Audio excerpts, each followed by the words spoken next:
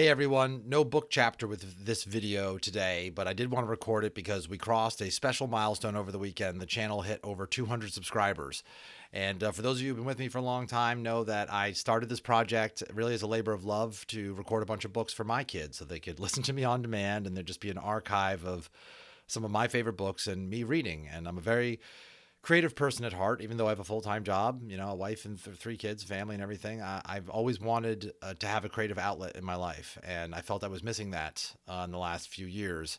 And this project became a great outlet for me. And as the audience has grown here, you all have encouraged me to keep going. I've loved your suggestions, your comments, and things like that. And I'd love to make an appeal here for additional feedback, some things I'd love to know about for those of you who are going to continue to subscribe and listen along. Number one is, what do you think about the fact that I don't edit out anything that I record? I generally do these as raw sessions, just like if someone was reading to me. I'm trying to recreate an experience of us all being able to hang out and have someone read a book to you, like when we all were in school growing up, right? I think that was a special feeling and a special time to create. So anyway, do you have any, is that excruciating for you? Is that tough that I sometimes will stumble over a word or two like somebody reading naturally to you would?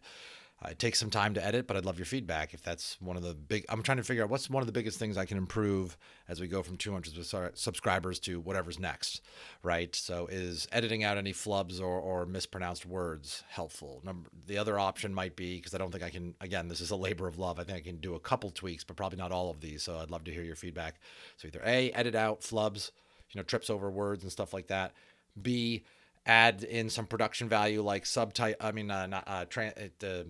title graphics, maybe some intro outro music. Should I step it up on that front, sort of the titles and just sort of graphics production value around the video? I know that might increase clicks or views and stuff, but I really just want to appeal to the people who really enjoy the content. So let me know if that matters to you. Option 3 might be even the sound quality. Do I improve or change the mic that I'm using, the sound environment that I'm doing? Sometimes there's background noise and stuff that you pick up. I mean, anything about the audio, could that be improved? And then the other one is I do sometimes make side commentary. I'll sometimes, as I read a sentence or whatever, talk about how I might be feeling about it, a historical context if I know any. I'm a pretty big history buff as well. I don't claim to be a history expert or anything, but I sometimes like to add a little context and stuff like that. But I'm sometimes conscious of, does that take away from the story, take away from the flow, unnecessarily add to the length of the video? So those were just some things. Once again, tripping over words, should I edit that out? Should I add in graphics or graphics or transition titles or, theme music, something to up the production value overall, improve the audio, the quality, and the sound of the overall room that I'm in? Or, what was the last one?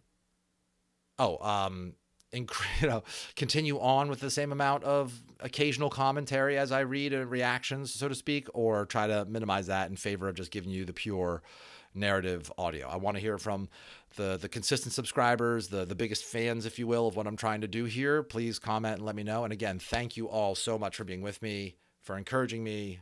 I really have been enjoying doing this, and I'll leave you with this final thought, which is I've always felt, and this project has proved to me, that there are some things we can do that don't need to make us money, right? There are some things we can do that don't need to have an immediate tangible payoff for ourselves. There's something, and I think art is one of those things more than anything. It has its own value.